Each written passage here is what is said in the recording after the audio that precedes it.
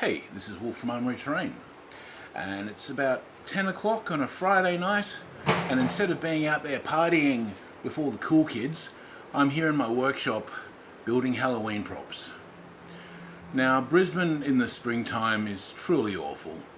It's about 90% humidity at the moment, and it's still in the high 20s, so it's hot and sticky. I'm not going to go and look up what it is Fahrenheit, but if I do, I'll stick it on the screen here somewhere. Now, it's only 2 weeks to Halloween, so I'd really better get my finger out and get some stuff made.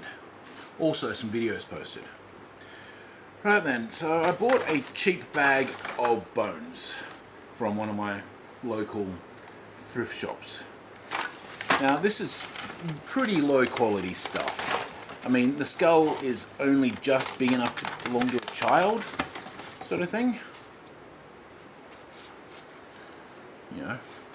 But the bones themselves aren't terrible. Well, the feet are. But the hands, I think, have possibilities to do stuff with. And the arm and leg bones aren't the worst thing in the world. Now, I stressed how high quality this stuff was, right? Yeah? Good. So anyway, this skull has a really bad ding in it. Like, a really bad ding. And I'm pretty sure there's not too many ways for me to get it out. So, instead of trying to get it out, what I'm going to do is turn this into a light, or a candle. And yes, I already have a skull on a book, but you need more than one skull candle holder, surely. So step one will be to work out what the skull is going to sit on, because this weighs nothing and it will blow away, you know, with a fan on, let alone a stiff breeze.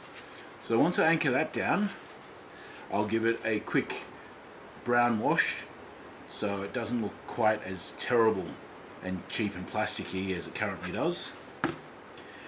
I've then gone and found myself a little tea light candle.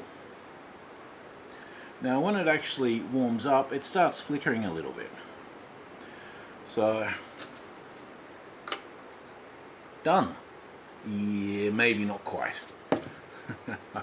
What I have done is gone and grabbed a piece of PVC pipe that's just a little bit larger than the candle. And after gluing supports inside of it, I'll be having the candle stick out about there with hot glue forming wax on the outside, and that means I'll be able to lift this in and out so I can turn it on and off, because there's nothing worse than not being able to get to your batteries. So I'm going to find a base for this skull and then I'll show you how this is done. Now that the hot glue around the PVC pipe has cooled pretty much, I've watered down some burnt umber, which is a nice rich brown, and I made a really runny wash, and I'm just going to coat the skull completely in this brown. Now, at the moment, all we're trying to do is get a nice coverage.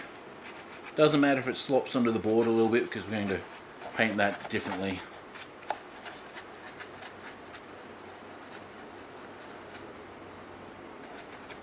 Now the important part here is to get it down into all the crevices and cracks,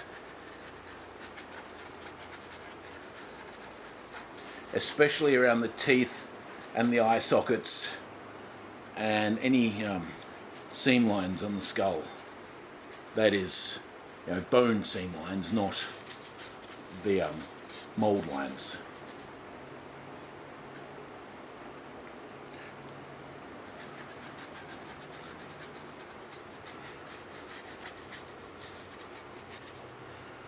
Okay, now that we've put it on, it's time to take it off again, or at least most of it. Using a tissue or a chucks cloth or what have you, give it a good wipe, especially on the high points.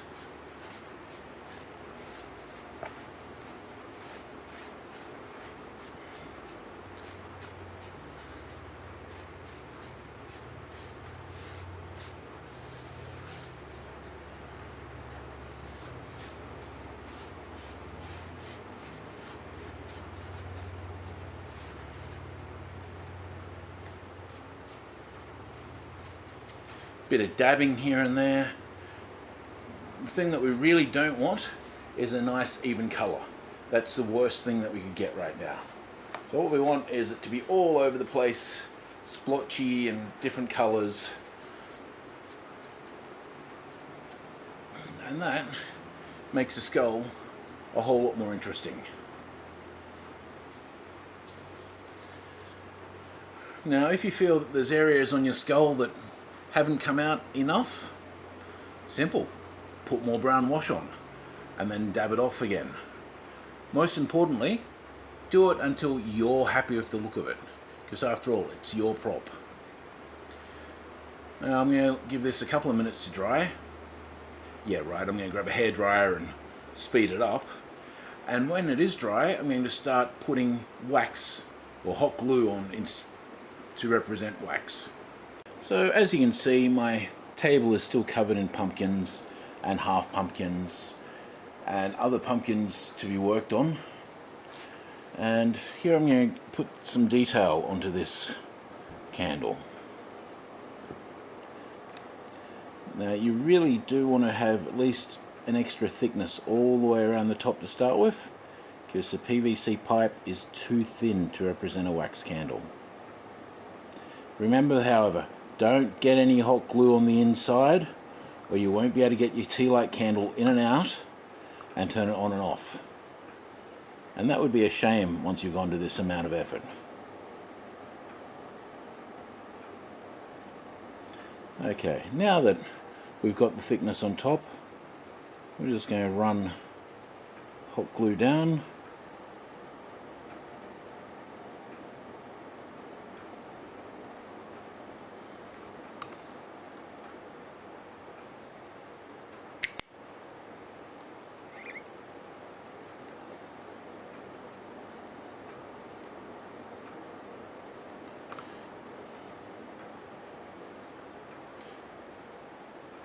Now, isn't hot glue just the best stuff? I mean, it's both hot and it's sticky. So when it gets stuck to you, it just keeps burning. You may notice that I don't like hot glue. I'll use it, but I really don't like it.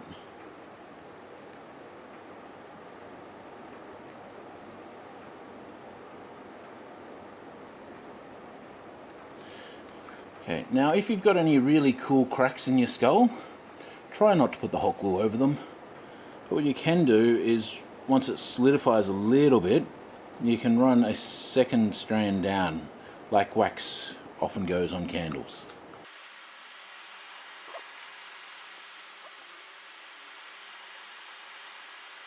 Now, anytime you hit a high point, the wax should, in theory, divide and go either side of the high point. So that's something to bear in mind.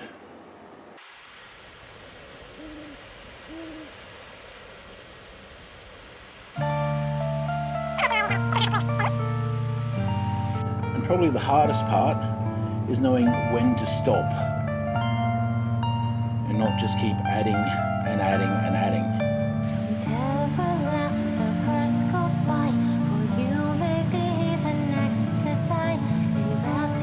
Okay. Now for the hard part. Waiting for the glue to cool down properly so you can see exactly where it is and where you need to touch it up. So, waiting. While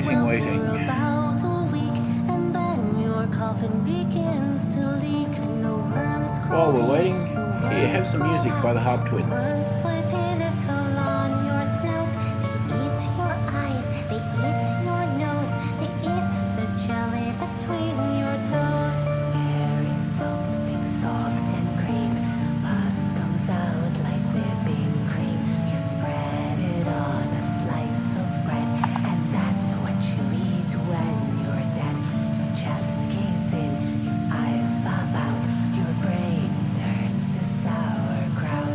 Burns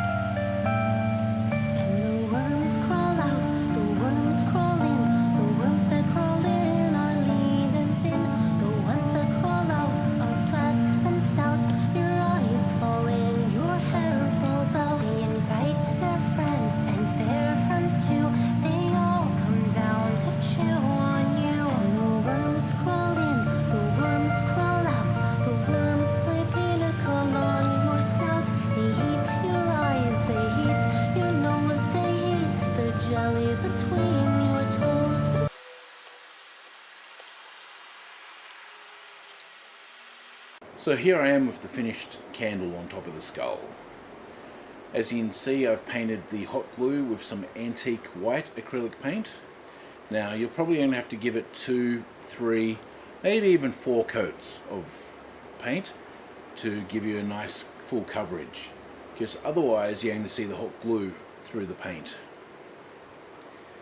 I think this works quite well as a background prop, and it will be seen later on in my dungeon after Halloween. About the only other thing I've done is highlighted the center of each tooth with the antique white as well, and I'm going to call this done. So this is Wolf from Armoury-Terrain saying Halloween is just around the corner. Go out and make something.